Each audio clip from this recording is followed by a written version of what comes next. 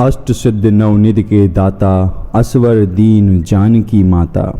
गोस्वामी तुलसीदास जी द्वारा लिखी गई हनुमान चालीसा के इस दोहे को आपने न जाने कितनी ही बार दोहराया होगा, लेकिन हम में से अधिकतर यह नहीं जानते हैं कि आखिर यहाँ किन किन सिद्धियों की बात कर रहे हैं।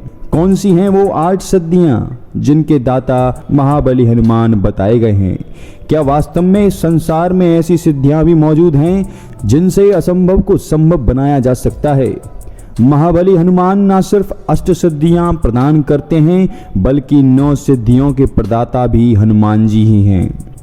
इन 8 प्रकार की सिद्धियों के बल पर इंसान न सिर्फ भय और बाधाओं पर विजय प्राप्त करता है, बल्कि कई असंभव से लगने वाले कार्यों को भी बड़ी आसानी से पूरा कर सकता है।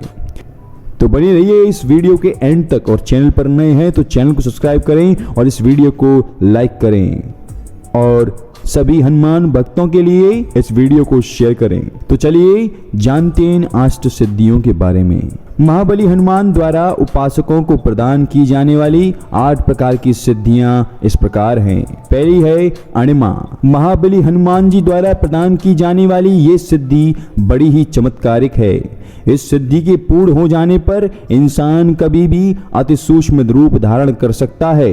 इस सिद्धि का उपयोग स्वयं महाकपि ने भी किया था। हनुमान जी ने इस सिद्धि का प्रयोग करते हुए ही राक्षस राज रावण की लंका में प्रवेश किया था। महाकपि ने अणिमा सिद्धि के बल पर ही अति लघु रूप धारण करके पूरी लंका का निरीक्षण किया था। यही नहीं, सुरसा नामक राक्षसी के मुंह में बजरंगबली ने इसी सिद्धि के माध्यम से प्रवेश किया और बाहर निकल आए। दूसरी सिद्धि है महिमा। बजरंगबली द्वारा प्रदान की जाने वाली यह सिद्धि भी अत्यंत चमत्कारी है। इस सिद्धि को साध लेने वाला मनुष्य अपने शरीर को कई गुना विशाल बना सकता है। ये वही सिद्धि है जिसके प्रयोग से मारुति नंदन ने सुरसा के मुंह से दुगना शरीर विस्तार किया था। महिमा सिद्धि के बल पर ही महाकपि ने अपने शरीर को 100 योजन लंबा कर लिया था। और तो और लंका के अशोक वाटिका में उदास बैठी माता सीता को वानर सेना पर विश्वास दिलाने के लिए भी बजरंगबली ने इस सिद्धि का प्रयोग किया था। तीसरी है गरिमा। अष्ट सिद्धियों के क्रम में तीसरी सिद्धि है गरिमा। ये वो सिद्धि है जिसके पूर्ण होते ही इसके साधक अपना वजन किसी विशाल पर्वत से भी ज्यादा कर सकता है। महाभारत ग्रंथ में भी उल्लेख मिलता है कि अपने बल के घमंड में चूर कुंती पुत्र भीम के गर्व को हनुमान जी ने ही चूर किया था। हनुमान जी एक वृद्ध वानर का रूप धारण कर भीम के रास्ते में अपनी पूंछ फैलाकर बैठे हुए थे। भीम ने देखा कि एक वानर की पूंछ रास्ते में पड़ी हुई है। तब भीम ने वृद्ध वानर से कहा कि अपनी पूंछ रास्ते से हटा ले।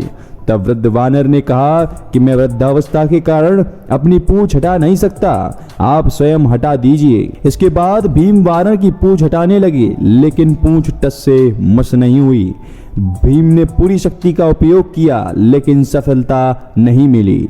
इस प्रकार भीम का घमंड टूट गया। चौथी सिद्धि है लघिमा। इस सिद्धि के पूर्ण हो जाने पर साधक अपना भार मयूर पंख से भी हल्का कर सकता है। अष्ट सिद्धियों के प्रदाता स्वयं हनुमान जी ने भी अशोक वाटिका में किया था, जब वह अशोक के पेड़ की शाखाओं में पत्तियों के बीच अपने शरीर को बेहद हल्का करके राक्षसियों और रावण की नजर में छिपाए रखा था। अष्ट सिद्धियों में से 5वीं सिद्धि है प्राप्ति। इसके बल पर साधक भविष्य में झांक सकता है और पशु पक्षियों की भाषा समझ सकता है। सीता माता की तलाश में निकले महाबली हनुमान जी ने भी इसी सिद्धि को साधते हुए कई जंगली पशु पक्षियों से माता सीता का पता भी पूछा था। छठी सिद्धि है प्राकाम्य। यह सिद्धि बड़ी ही अनोखी और अविश्वसनीय चमत्कार करने की ऊर्जा प्रदान करती है। इसके प्रयोग से साधक पृथ्वी की गहराइयों में उतर सकता है, आकाश में उड़ सकता है और मन मुताबिक समय तक पानी के भीतर जीवित रह सकता है। ये वही सिद्धि है जिसके प्रताप के कारण स्वयं महाबली हनुमान जी चिरकाल तक युवा रहेंगे। अपनी इच्छा से किसी का भी देह धारण कर सकते हैं। 7वीं सिद्धि है ईशत्व। इस सिद्धि को प्राप्त करने वाले मनुष्य में नेतृत्व के गुण पूरी तरह से निखर के सामने आते हैं। ईश्वत्व के प्रभाव से ही महाकपि ने पूरी वानर सेना का कुशल नेतृत्व किया था। इस सिद्धि के कारण ही उन्होंने सभी वानरों पर श्रेष्ठ नियंत्रण रखा। साथ ही इस सिद्धि से हनुमान जी किसी मृत प्राणी को भी फिर से जीवित कर सकते हैं। 8वीं और अंतिम सिद्धि का नाम है वशित्व। ये सिद्धि अपने साधक को जितेंद्रिय बनाती है। इसके प्रभाव से साधक अपने मन पर पूरा नियंत्रण रख सकता है। ये वही सिद्धि है जिसके बल से इसके साधक किसी को भी अपने वश में कर सकते हैं। इसी के प्रभाव से महाकपि हनुमान ही अतुलित बलधामा कहे गए हैं। और इसी प्रकार यहाँ पर ये रोचक वीडियो समाप्त होती है। लेकिन अगर आपने अभी तक चैनल को सब्सक्राइब नहीं किया है तो चैनल को सब्सक्राइब करें और नोटिफिकेशन बेल दबाने के बाद ऑल पर क्लिक करें। साथ ही साथ आप इस वीडियो को लाइक करें और कम से कम 10 लोगों को शेयर करें, क्योंकि तभी हमारे जितने भी भारतीय लोग अपनी संस्कृति से विमुख हो चुके हैं उन्हें हम अपनी संस्कृति की ओर वापस से रुझा सकेंगे। और यही है सकारात्मक परिवर्तन।